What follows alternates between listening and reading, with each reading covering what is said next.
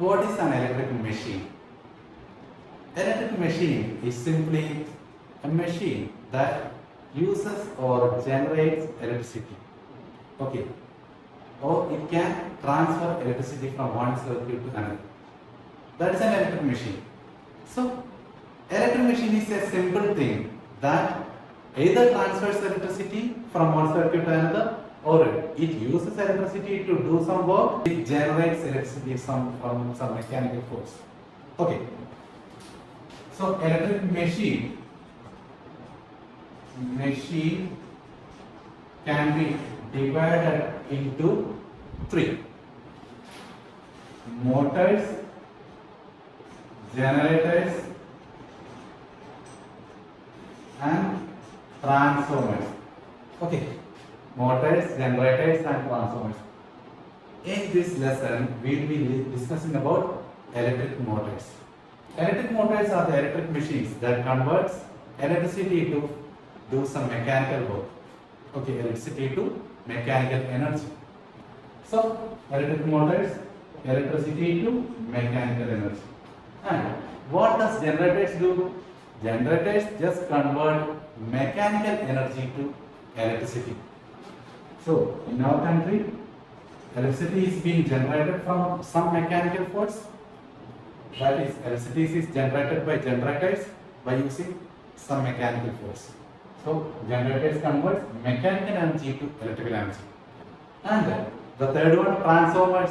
I said that electric machines are the ones that use electricity to do some mechanical work, or accept some mechanical work to convert it into electricity, or it transfers electricity from one circuit to another. Transformers transfers electricity from one circuit to another, circuit 1 to circuit 2.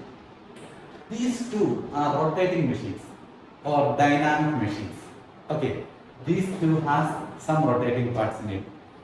Electric motor, we supply electric current and its rotor rotates, and there is that rotating part. And in case of generators, we provide some mechanical input and it will generate electricity. That mechanical input is rotating and there is also some rotation. And these two can be called as dynamic machines. Okay, dynamic machines.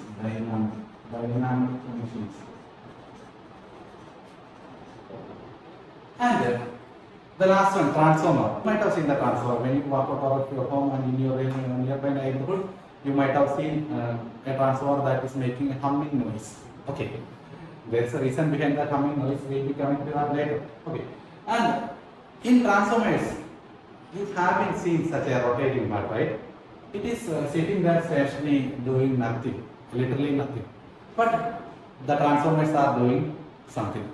That is, it is converting, it is accepting energy from one circuit. That is, it is accepting energy from one transmission line that is of higher voltage, and it is transforming the energy to another circuit, that is another transmission line that is of lower voltage. Okay, you know that in generating stations, voltage is generated at 11 kV. It is stepped up using step-up transformer at the generating station, and it is transmitted as high voltage AC transfer, it's HVAC line. You might have seen that a big Eiffel Tower like electric post in your village that is carrying high voltage AC line. Okay, and this high voltage AC line is coming to our neighborhood through some substations, that steps down the voltage to some levels, and in your nearby home, in your nearby transformer, that is distribution transformer, it steps down the 11 kV voltage to 11 kV line to 400 volt. That is the voltage that is used for distribution lines. That's about generation, transmission, and distribution, like that stuff. Okay, leave all those things. Okay, the transformer converts electric power from one circuit to another without changing frequency. Okay, or it converts power from one circuit to another. Okay, transfers power from one circuit to another. And transformers are called static machines. Okay, These two are called dynamic, and transformers are called static machines. So we will be discussing about the motor, that is dynamic machine. Okay.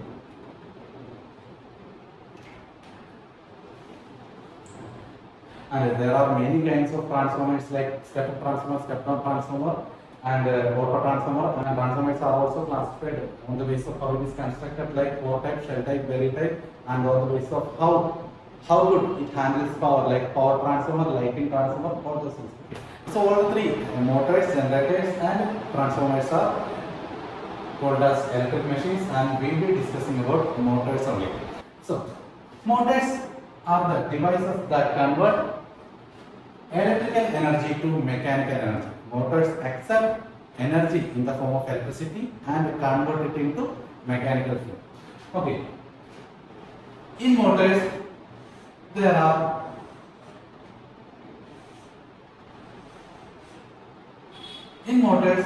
there is a magnet. Okay, there is a magnet which has a north pole and south pole. Okay, this is called field. Okay, this is called field. Make that thing clear into your mind. This is called field. Okay, and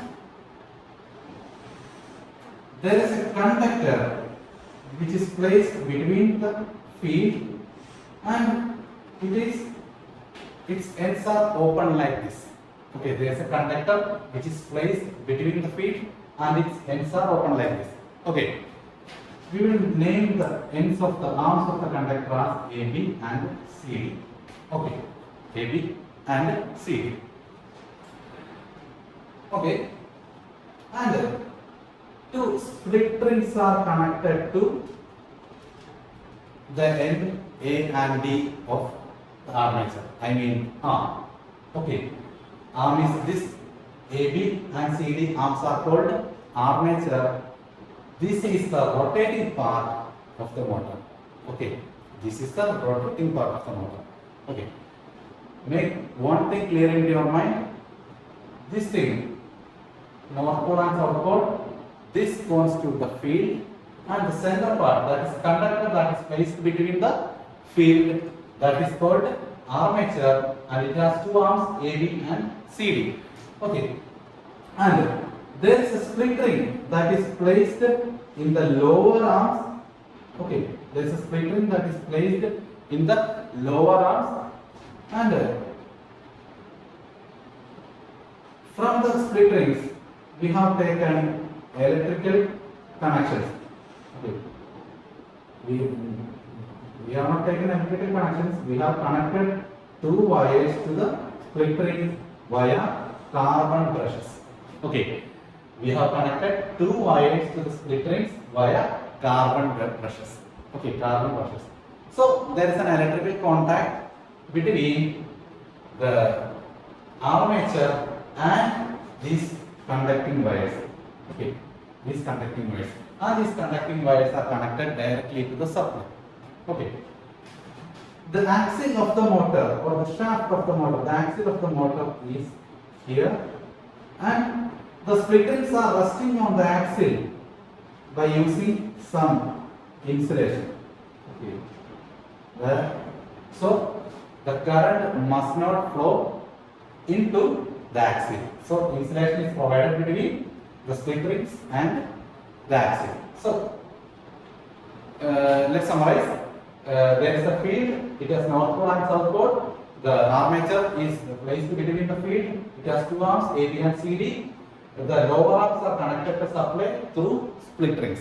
Okay, and we are providing supply from here. Okay, we are providing supply from lower arms. So the current will flow through like this. Okay, the current will be flowing through AB like this. Current will be completing its circuit and going back to the negative terminal. Okay, via the split rings. Okay, and there is a field here, and okay, current will be completing like this. Okay, and from the field, magnetic lines of force is flowing from North Pole to South Pole like this. Magnetic lines of force are flowing from North Pole to South Pole like this. Through magnetic lines of force, magnetic flux is flowing. You know that through conductors, electric current is flowing. Through magnetic lines of force, magnetic flux are flowing. Electric current and magnetic flux both are analogous quantities. Okay, so from North Pole to South Pole, magnetic lines are flowing. Okay. These magnetic lines will flow from North Pole to South Pole, and a conductor that is carrying current is placed in this magnetic field. What happens when a conductor is placed in a magnetic field? I mean, a current carrying conductor is placed in a magnetic field.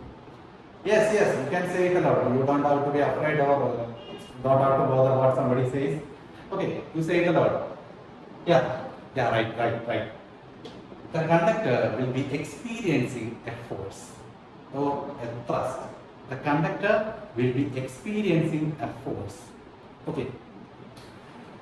And what is the direction of this force? The direction of this force is calculated by, is found by using Fleming's left hand rule. Place the hand like this, both fingers, forefinger, center finger and thumb perpendicular to each other, and forefinger must, forefinger must point to the direction of field like this. Okay, field is flowing from North Pole to South Pole like this, and center finger must point to the direction of current like this. Current is flowing downwards, my center finger is downwards, current is flowing downwards, forefinger is like this, field is flowing from North Pole to South Pole.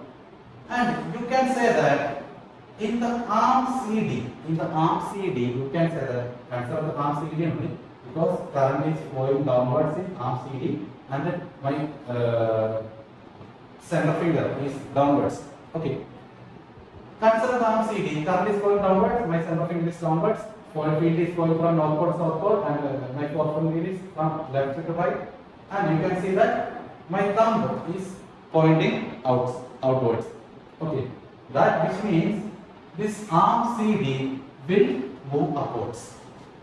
Okay, the arm CD will experience a force upwards. Okay, arm CD will experience a force upwards. And consider the arm AB. You can see that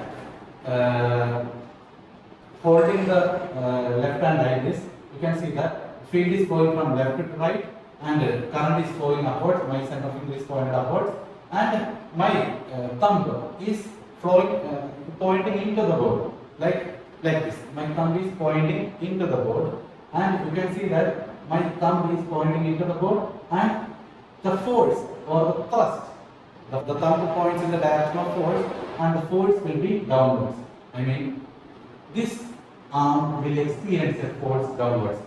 So to summarize, when the conductor ABCD is placed in the magnetic field that is created by North Pole and South Pole, the arm CD will be experiencing a force upwards, and arm AB will be experiencing a force downwards.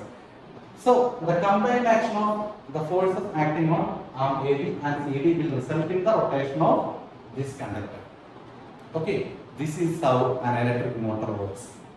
Okay, have you understood? This is how an electric motor works. And okay, how we are providing current to the armature? How we are providing current to the armature of this conductor ABCD? Come on, say it out. You don't have to worry about what somebody says. Okay, yeah, right.